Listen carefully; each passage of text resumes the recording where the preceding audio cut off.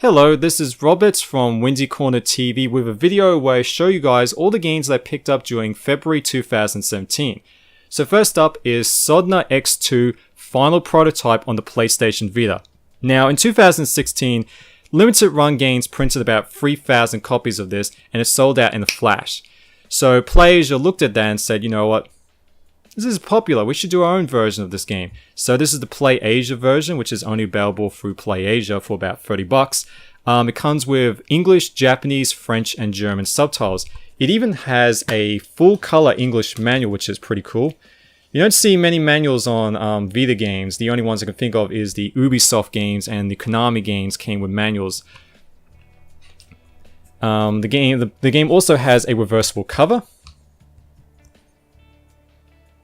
which is pretty cool. This game is basically a 2D spaceship shooter shmup, and it's really fun. It's a lot of fun to play this game. I gotta definitely sink my teeth more into it. Next up is an Xbox One game, Stranger of Sword City. Now this was released digitally all around the world. It's also available on PC and Vita, but the physical version was only released in Japan, and it contains on the disc both English and Japanese. If your operating system is set to English, it'll just boot up in English right away. And it's a 2D, no, it's a 3D, no, it's a first-person wizardry-style dungeon crawler, similar to Operation Abyss or Demon Gaze on the Vita. Why I really wanted this game was because, one, I don't have any Japanese games on the Xbox One, and two, it's a JRPG, which isn't very common on the Xbox One, but it wasn't released on the PS4 or the Wii U, which is very weird. That's very uncommon. So I don't know what the logic was behind that, but it's really cool to have this game. And I was actually trying to look for this when I was visiting Japan last year, but couldn't find it. Xbox games are almost non-existent over there. Like, they don't exist at all. It's just so funny. And the thing is, I was just browsing Australian eBay and I saw this for $24. So I was like, done deal. And I think that's funny. If you want to get Japanese Xbox One games, come to Australia.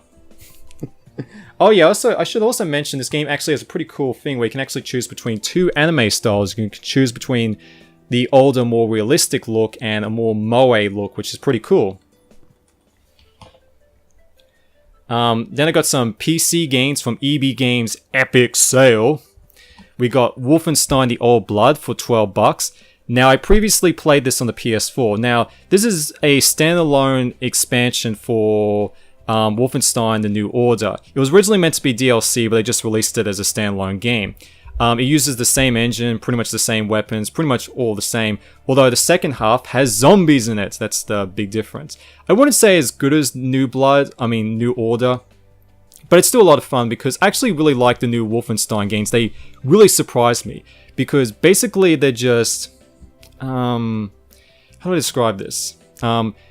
Like I said, it's basically a first-person shooter without the online multiplayer. It's just the emphasis on single player, you know, a very strong, varied campaign with a strong narrative, although the narrative isn't as strong in the Old Blood. New Order is a much better game, but I really like this game a lot, and I definitely enjoyed playing through it again on PC. The PS4 version is pretty good as well. It runs at about 60 frames per second, which is really good. It's very well optimized, and the PC port is also very optimized as well. But the game does come on 4 discs. This is a pretty sizable game. So there's the manual. So 4 install discs. Okay, next up is, I also picked up for $36 the Quantum Break Timeless Edition. This is pretty cool. This is a pretty cool set. So it comes in this giant chipboard box, which is really hard. Very high quality there. Comes with a hardcover 100-page art book, or should I say making of book, because it contains artwork and behind the scenes information of the game. It's very in-depth and detailed, like talking about the actors, the creative staff, the technology behind the game. Don't know how well this is going to show up. Yeah, that didn't work out very well. But it's a really fascinating read for those who enjoy looking into the development of games. This is going to be pretty awkward. And I don't know how I'm going to show this on camera, but it comes with the manual and poster here. And the game comes with 7 discs. 5 install discs and making of Blu-ray and a music soundtrack. And the game is pretty space hungry. It requires about 68 gigabytes of install space. It's a pretty big game. Although it's not very long, it's only about 7 or 8 hours long. But I really enjoyed this game. I don't know why this game gets so much hate. A lot of people say this was one of the worst games of 2016. It really isn't. It's generic. It's a generic third-person shooter, but it's done incredibly well. It's just a fun third-person shooter with a good storytelling. And it's actually very well made. Like I love the shooting in the game because it's really fast paced. Like it encourages you to keep moving. Like so, because if you stay in the cover for too long, the bad guys start lobbing grenades at you, and you gotta get your ass in the gear. And I just love the frantic pace of it. It was just so much fun. Highly recommend this game a lot if you like third-person shooters, but you're not expecting something that will change the world. So definitely recommend it. I had so much fun with this game. Oh yeah, another thing I should mention is that the game also has these live-action TV show intermissions with the same actors from the game. And it's really, really cool. I think that's an awesome concept. To have the same, the characters, these are actually modeled after actors. And they also do a live-action TV series, which I think is awesome. Just put this down here. Okay, then I got Gravity Rush for the PS4, one of my most anticipated games of 2017. And how do I describe this game? Basically, yeah, okay, Gravity Rush 2. I originally picked this up on the Vita 5 years ago and loved the hell out of it, because basically it's a free-flying, 3D platform where you manipulate gravity. And I just love the aesthetics of the game. It's modeled after French cartoons and comic books and the jazz music. It's just such a relaxing game. It just makes you happy that you've come home. And it's unfortunate the game didn't sell very well. In Japan it did well where they actually marketed it, but Sony America and Sony Europe, they just left this game to die, and that's unfortunate because this is the type of game we need. These 3D platformers, these colorful games with a female protagonist, and it has free DLC. Isn't that awesome? And yet the game didn't do well, and that's just unfortunate. It just feels like developers do this on purpose just to validate, that DLC has to be charged for. We have to make $50 season passes. And it's kind of sad, But I really enjoyed this game, and I definitely recommend it, And it probably will get a price drop soon because it didn't do very well. Okay, now for some Sega Saturn games. So I got Ultimate Mortal Kombat 3. I have to admit I'm not a Mortal Kombat fan, so I thought, you know what? Let's actually collect some games for this series. And then I got Nights into the Dreams, the PAL version. I actually already played the Japanese version. In fact, it should be behind here. Here it is. There it is, the Japanese version. The only difference is the PAL version has all the tutorials and on-screen text in English.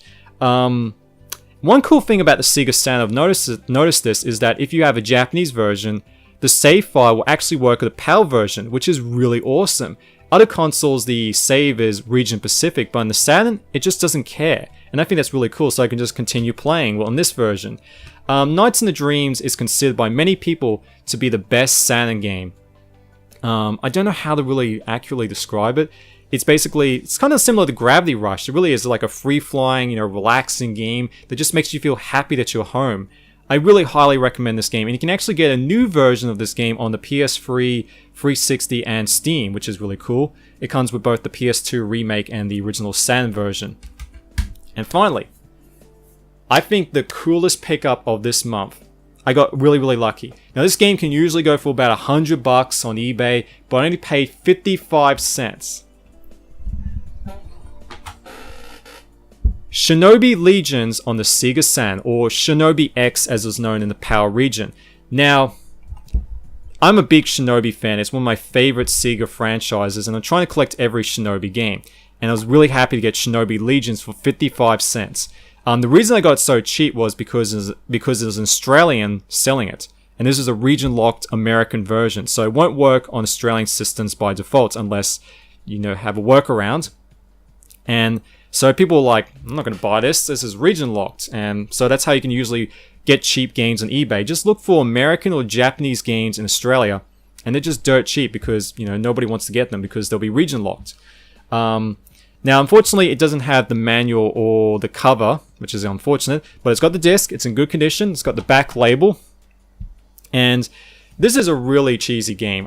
It basically uses digitized graphics like Mortal Kombat, and it's just really cheesy. Like, let me read the back cover.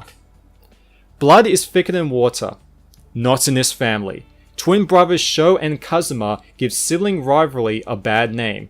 While Sho does all the nice things that would make his shinobi ancestors proud, Kazuma has been turning in the family plot.